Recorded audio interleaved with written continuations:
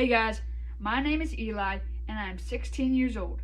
I've been in this halo for 2 months and I'll be showing you how to function and live life and do all the necessary things that you should do. So let's get into it. So first of all, you're going to want to get yourself one of these. It's a Bible, and the reason is because whether you are a Christian or not, it really does help and come in clutch when you're going through a season with a halo vest. So I'm going to read a Bible verse. It's Romans 5:3-4, and it reads, "We can rejoice too when we run into problems and trials, for we know that they help us develop endurance, and endurance develops strength of character, and character strengthens our confident hope of salvation." So that Bible verse pretty much says that this trial, this halo vest, what we're going through, it's going to be for our good eventually. It may not seem like it now, but it will. So that's why the Bible is the first thing that you need and understand when living with the halo vest. Second is sleep. We get home from the hospital and we go right to bed. So for us, what worked well is this.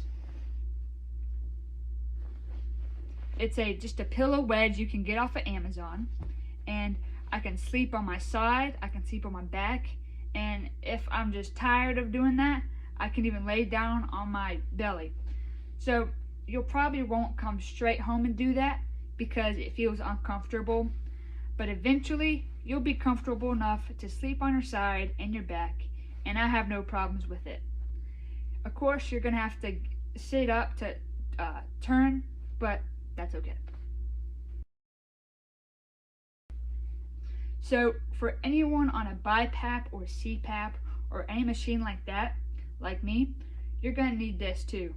So pretty much all you do is you take the mask strings out from these 2 points here, and then you're going to need help with this, so your mom or your dad can do it, and you slide these down between the 2 screws, and you slide them down wherever it's the most comfortable. It's going to be different for every person because some have 4 screws, some have 8, and so you take it apart and you slide it down, and then you bring it all together. So we weren't quite sure how that was going to work, but it does work and you can do it. Now that we got some sleep, we're going to need to get dressed. So we really didn't know how to do this, and the hospital, even though it was super good, they didn't have much advice on how to do it. So we found that if you go to Walmart and get yourself some $6 shirts, at least that's how it was for us, and not cotton, it needs to be polyester because polyester is easier to slide up in here and just moves much easier. So polyester shirts, and what we did is took scissors and cut a little bit on the side of the neck to make the neck hole much bigger. And then after that, you just step into it and slide it on like pants, and then shimmy it up between the vest, and then put your arms through, and you have a shirt on. And it's much easier, and we have about 5 of these, and we just clean them and interchange them when we need to. So that's how we do it. Being in this halo vest, you know that you can't shower. So this is how I keep clean. Our friends turned us on to this rubbing alcohol. It smells like wintergreen, and it smells much better than the original. I fill the spray bottle up and just spray down like that and wipe off with dude wipes, something that you can put on your skin and just wipe off, and it keeps me clean. And for the vest made out of this fabric, I use what seems to work is this Fabric and Air Pet Odor Eliminator. I'm sure any fabric odor eliminator would work, but this is just the stuff we had, and it seems to work good. The way we clean my hair is quite simple. All we do is put a towel through my rods, around my neck, and back around through just so that my vest doesn't get wet at all. And then I lean on the sink and my mom suds up my hair and cleans it all out. It's important that you exercise while you're in this thing, because once you get it taken off, your neck is going to be super weak.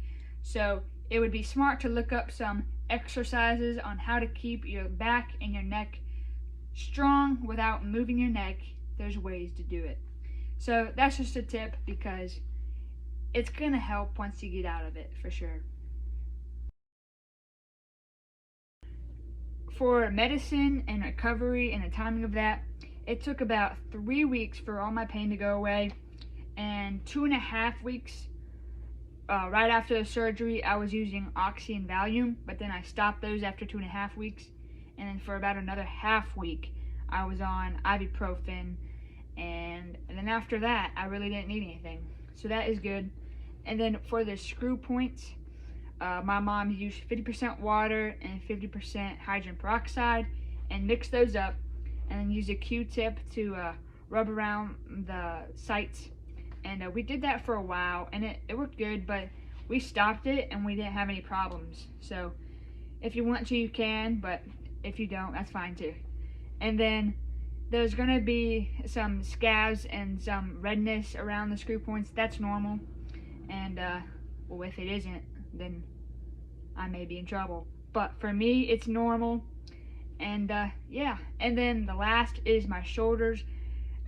For the first couple weeks, my shoulders were really sore, and so every now and again, I would raise my arms above my shoulders and do some exercises, just so that my shoulders don't lose their range of motion.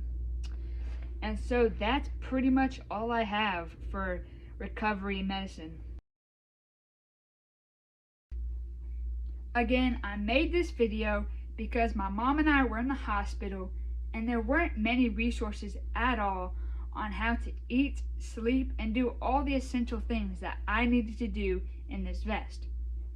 So thank you guys for watching, and I encourage you to keep your head up, be joyful, and trust in Jesus, because I know I do, and without him this whole season of life would be so much harder to deal with.